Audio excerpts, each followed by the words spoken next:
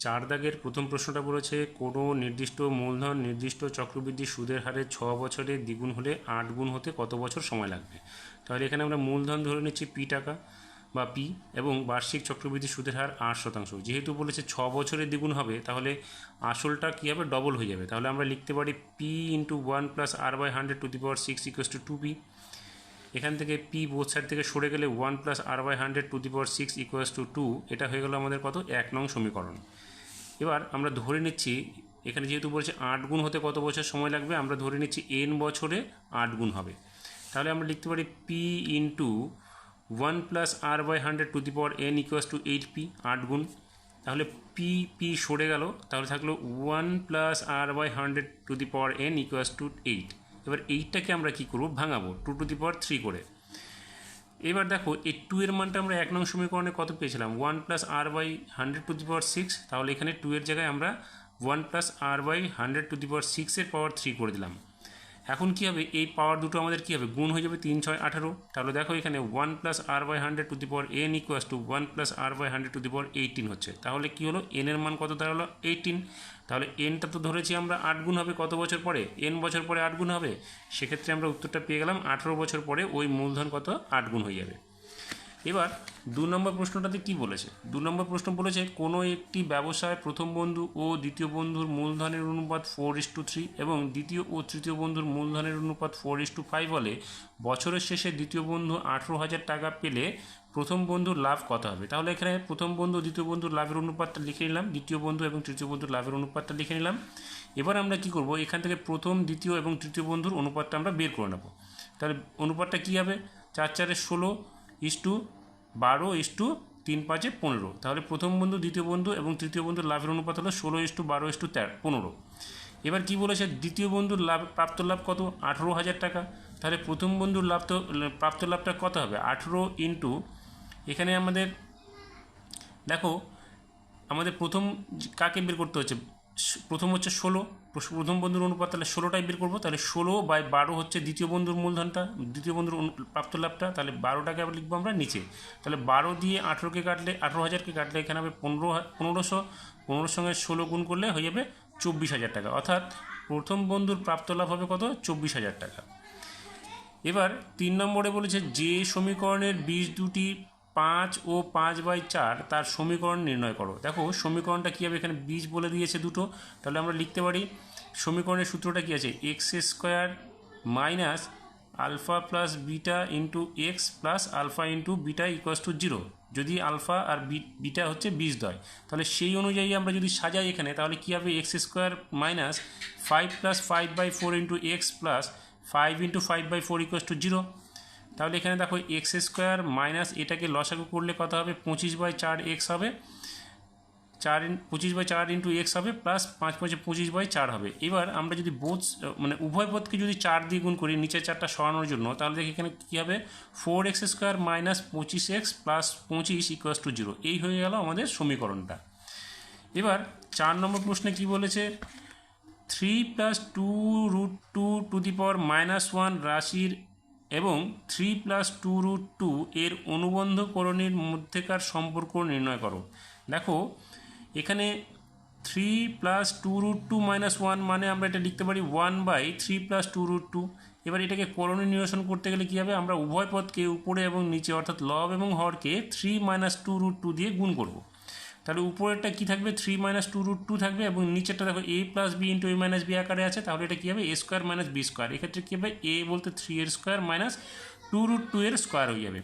তাহলে উপরে কি থাকলো, 3 - 2√2, নিচে হয়ে যাবে 9, আর এখানে হয়ে যাবে 8 হয়ে যাবে। তাহলে 9 থেকে 8কে বাদ দিলে 1 হবে, একটা আমরা লিখবো না, নিচে কী থাকবে, উপরে শুধু 3 - 2√2।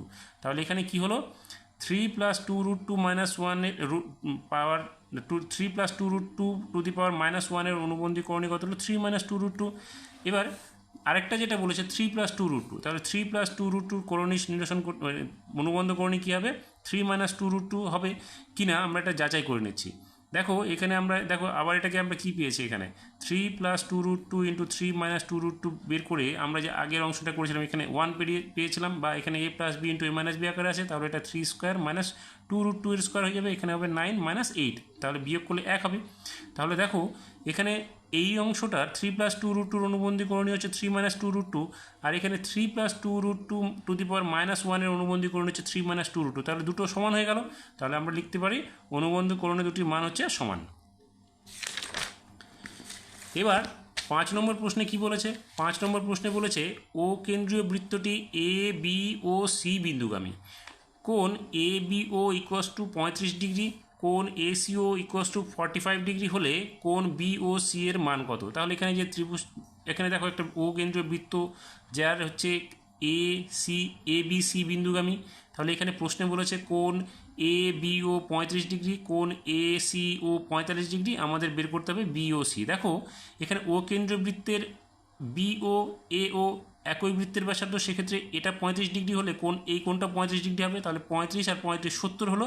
তাহলে এই কোণটার মান কত হলো আমাদের? 110 হবে। আর এই ত্রিভুজটার ক্ষেত্রে এ ও সি ত্রিভুজের ক্ষেত্রে এই কোণটার মান কত বলেছে? 45। তাহলে এই কোণটা 45 হবে, কারণ ও সি এবং ও এ একই বৃত্তের ব্যাসার্ধ, সেক্ষেত্রে এটা সমদ্বিবাহু ত্রিভুজ হলো। তাহলে এটা 35 হলে এটা 35 হবে, অর্থাৎ 90। তাহলে এটা হয়ে গেল আমাদের কত? 90। এখন এই কোণটার মান কত হবে? এই কোণটার মান হবে কত? 360 ডিগ্রি থেকে আমরা বিয়োগ করবো এই কোণটা প্লাস এই কোণটার মান, অর্থাৎ 360 ডিগ্রি থেকে বিয়োগ করছি 110 এবং 100 শুধু 90, তাহলে কত হলো? 200। তাহলে 360 থেকে 200 বাদ দিলে কত হবে? 160, অর্থাৎ বি ও সি হবে 160 ডিগ্রি। এখানে ক্যালকুলেশনটা আমি করে রেখেছি, তোমরা একটু দেখে নেবে, তাহলে বুঝতে পারবে। এবার 6 নম্বরে কি বলেছে? 6 নম্বরে বলেছে ও কেন্দ্রীয় বৃত্তের বহিস্থ এ বিন্দু থেকে অঙ্কিত স্পর্শক বৃত্তটিকে বি বিন্দুতে স্পর্শ করে। ও বি = 9 সেমি, এ ও = 15 সেমি হলে এ বির মান কত? তাহলে দেখো ও কেন্দ্রীয় বৃত্তের এ বি স্পর্শক বি বিন্দুতে ছেদ করেছে, বি ও হচ্ছে 9 এবং এ ও হচ্ছে আমাদের 15। আমাদের কি করতে হবে? এ বিটা বের করতে হবে। দেখো যখনই কোনো স্পর্শক বৃত্তকে ছেদ করে সেক্ষেত্রে এ বি স্পর্শক ও সি, এটা হচ্ছে ব্যাসার্ধ, তাহলে ও বিটা হবে কি আমাদের? ও বিটা হবে এ বির উপর লম্ব, তাহলে এটা একটা সমকোণী ত্রিভুজ হয়ে যাবে এ ও বিটা। তাহলে এ বিটা হচ্ছে ভূমি, বি ওটা হচ্ছে আমাদের লম্ব এবং এ ওটা হচ্ছে আমাদের অতিভুজ। তাহলে আমরা কি বের করবো? এ বিটা। তাহলে এ বি কী হবে সমকোণী ত্রিভুজের ক্ষেত্রে? √a² - ob², অর্থাৎ অতিভুজ স্কোয়ার থেকে আমরা লম্ব স্কোয়ারটাকে বিয়োগ করে দেবো। এবার মানটা বসিয়ে দেবো। মানটা বসিয়ে আমরা এখানে দেখো 15 স্কোয়ার করলে 225 হবে, 9 স্কোয়ার করলে 81 হবে, বিয়োগ করলে আসবে 144, রুট করলে হবে 12, অর্থাৎ এ বির মান কত বেরোলো? 12 সেমি। 7 নম্বর প্রশ্নে বলেছে এ বি সিতে বিসি এর সমান্তরাল সরলরেখায় এ বি এবং এ সিকে যথাক্রমে ডি ও ই বিন্দুতে ছেদ করে। যদি এ ডি = সিই এবং এ বি = 12 একক হয় তবে এ ডি এর দৈর্ঘ্য নির্ণয় করো, যেখানে এ ই = 2 একক। অর্থাৎ এখানে যে ত্রিভুজটা আছে এ বি সি, এর ডিই বাহু সমান্তরাল বিসি সমান্তরাল হবে, ডিই বাহুটা বিসির সঙ্গে সমান্তরাল হবে। আর এখানে বলেছে এ ডিটা সির সঙ্গে সমান হবে, এ বি হচ্ছে 12 সেমি আর এ ই হচ্ছে আমাদের 2 সেমি। এখন আমরা যদি ধরে নিই এডিটা হচ্ছে এক্স, তাহলে সিটা এক্স হবে। এবার যেহেতু ইডিটা বা ডিইটা সমান্তরাল বিসি বাহু, তাহলে আমরা এখানে লিখতে পারি এডি বাই বিডি = এই বাই ইসি। তাহলে আমরা এটা লিখে নিলাম। এবার আমরা মানটা বসাবো। এডির মান আমরা ধরেছি এক্স, তাহলে বিডি কী হবে?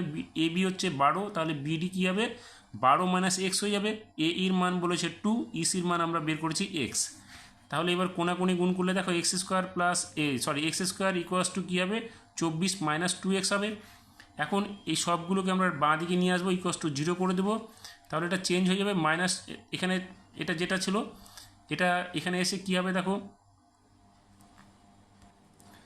-2x এদিকে এসে +2x হয়ে গেল, আর এখানে +24টা এদিকে এসে -24 হয়ে গেল। এবার এই অংশটাকে আমরা মিডিল টার্ম করব। তাহলে মিডিল টার্ম করলে কি হবে? দেখো x² + 6x থেকে যদি আমরা -4x করি তাহলে 2x চলে আসবে, 6x আর 4x গুণ করলে আমাদের -24x² চলে আসবে। সেক্ষেত্রে আমরা লিখবো x² + 6x - 4x - 24 = 0। তাহলে এই প্রথম দুটো থেকে আমরা xকে কমন নিলে x × x + 6 মাইনাস এখানে 4 কমন নেব, তাহলে x + 6 থেকে যাবে =0।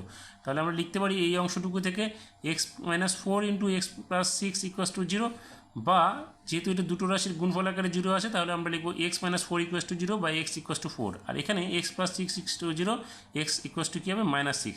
দেখো ঋণাত্মক তো হতে পারে না মান, সেই জন্য আমরা কী নেব? পজিটিভটা নিব। তাহলে এডির মান কত বেরোলো? 4 একক। এবার 8 নম্বরটাতে কি বলেছে, সকাল 3:30 সময় ঘন্টার কাঁটা ও মিনিটের কাঁটার মধ্যবর্তী কোণের মান বৃত্তীয় পদ্ধতিতে নির্ণয় করো। দেখো এখানে ঘন্টার কাঁটা, একটা ঘড়িতে 12টা ভাগ আছে ঘন্টা ঘন্টা দেখতে গেলে, তাহলে 12টি ঘন্টায় কত হয় 360 ডিগ্রি, 1 ঘন্টায় কত হবে 30 ডিগ্রি হবে। এবার 3:30 সময়ের মধ্যে ঘন্টার কাঁটা আর মিনিটের কাঁটার মধ্যবর্তী সময় কত হবে, দেখো এখানে 3টার পরে 30 মিনিট, তাহলে 3 এবং 4-এর মাঝখানে থাকবে ঘন্টার কাঁটা আর মিনিটের কাঁটাটা কোথায় থাকবে 6-এর ঘরে, তাহলে দেখো 2 ঘন্টা আর তার সঙ্গে অর্ধেক অর্থাৎ 30 + 30, তাহলে হলো কত 60 আর 15 কত হলো 75, তাহলে 75 ডিগ্রি হবে। দুটো কাটার মধ্যে মধ্যবর্তী কোণটা 75 ডিগ্রি হলে এবার 75 ডিগ্রির বৃত্তীয় মান কত হবে 75/180 পাই হবে। তাহলে কাটাকাটি করলে দেখো 5 দিয়ে যদি কাটি এটাকে 15 হচ্ছে, 15 দিয়ে এটাকে কাটলে 12, অর্থাৎ 5 পাই/12। কিন্তু এখানে প্রশ্নটা তো বলেছে কি কোণের মান বলেছে, তাহলে কিন্তু উত্তরে আছে দেখবে 7 পাই/12। যদি বলতো সময়ের মান তবেই কিন্তু আমাদের এটা 7 পাই/12 হতো, কারণ 3:30 হলে 3:30 মানে হচ্ছে 3 ঘন্টা, এখানে আসতো 3 × 30 = 90 হতো, আর এখানে 15 হতো, তাহলে 90 আর 15 মিলে কত 105, 105-এর ক্ষেত্রে দেখতে যে এটা বৃত্তীয় মান হতো 7 পাই/12। তাহলে আমাদের যেহেতু বলেছে ঘন্টার কাঁটা এবং মিনিটের কাঁটার মধ্যবর্তী, সেক্ষেত্রে আমাদের উত্তরটা হবে 5 পাই/12। পরের অঙ্কটা বলেছে tan θ = 4/3 হলে sin θ + cos θ = কত। দেখো tan θ মানে কি জানি আমরা লম্ব বাই ভূমি, তাহলে এখানে কি লিখবো tan θ = লম্ব বাই ভূমি = 4/3, অর্থাৎ এখানে লম্ব হচ্ছে 4 একক, ভূমি হচ্ছে 3 একক। তাহলে আমাদের অতিভুজটা বের করতে হবে, তাহলে অতিভুজ কী হবে লম্ব স্কয়ার প্লাস ভূমি স্কয়ার, তাহলে আমরা মানটা বসিয়ে এখানে পাবো কত অতিভুজের মান 5 একক। এখন আমরা কি করব sin θ + cos θ মানটা বসিয়ে দেবো। sin θ মানে কি লম্ব বাই অতিভুজ এবং cos θ মানে হচ্ছে ভূমি বাই অতিভুজ, আমরা মানটা বসিয়ে দেবো লম্ব এবং অতিভুজ এবং ভূমির মানটা বসিয়ে আমরা এখানে লসাগু করলে পাবো 7/5, অর্থাৎ 5 দিয়ে 7কে ভাগ করলে এখানে কত হবে 1.4। 10 নম্বরে কি বলেছে, একটি লম্ববৃত্তাকার শঙ্কুর পার্শ্বতলের ক্ষেত্রফল ভূমির ক্ষেত্রফলের √5 গুণ হলে শঙ্কুটির উচ্চতা ও ব্যাসার্ধের অনুপাত কত হবে। দেখো আমরা ধরে নিচ্ছি ভূমির ব্যাসার্ধ r একক এবং উচ্চতা যদি h একক হয়, তাহলে তির্যক উচ্চতাটা কত হবে l সমান চিহ্ন কী হবে h² + √h² + r²। তবে প্রশ্নানুসারে কী বলেছে, পার্শ্বতলের ক্ষেত্রফল ভূমির ক্ষেত্রফলের √5 গুণ, তাহলে ভূমির ক্ষেত্রফল কি πr², তার সঙ্গে √5 গুণ করলে আমাদের কী হবে পার্শ্বতলের ক্ষেত্রফল। পার্শ্বতলের ক্ষেত্রফলের সূত্র হচ্ছে πrl, তাহলে এখানে আমরা লিখব √5 × πr² = πrl। এবার এল এর মানটা আমরা এখানে চেঞ্জ করে দেবো। এল এর মানটা কী বের করেছি √h² + r²।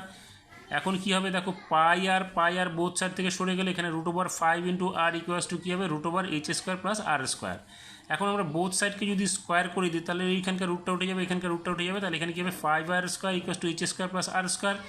এবার 5r² এখানে এই দিকে যে ডান দিকে r² আছে সেটা আমরা এদিকে নিয়ে আসবো, মাইনাস করে দেবো, তাহলে 5r² - r² = h² বা 4r² = h²। এখন আমরা r²/h² কী হবে 1/4 হয়ে যাবে, বা r/h কী করবে এটা রুট হয়ে যাবে 1/2 হয়ে যাবে। আমরা এখানে প্রশ্নে কি বলেছে, আমাদের প্রশ্নে বলেছে হচ্ছে শঙ্কুর উচ্চতা ও ব্যাসার্ধের অনুপাত বের করতে। তাহলে আমরা এখানে কি পাচ্ছি দেখো r/h = 1/2 বা r/h কী হচ্ছে 1:2, তাহলে h/r কী হবে h/r হবে 2:1, তাহলে এটাই হচ্ছে আমাদের অ্যান্সারটা।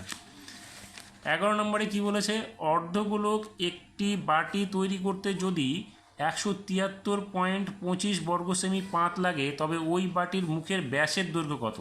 দেখো বাটির মুখের ব্যাসের দৈর্ঘ্য যদি আমরা r সেমি ধরে নিই, তাহলে বাটির বক্রতলের ক্ষেত্রফল কত হবে 2πr²। সেক্ষেত্রে আমরা লিখতে পারি 2πr² = 173.25। তাহলে এবার পায়ের মানটা আমরা বসিয়ে দিচ্ছি 22/7 × r², 2 × 22/7 × r² কত হবে, এটাকে দশমিকটা নিচে আমরা 100 লিখে নিলাম দশমিকটা সরিয়ে দিয়ে।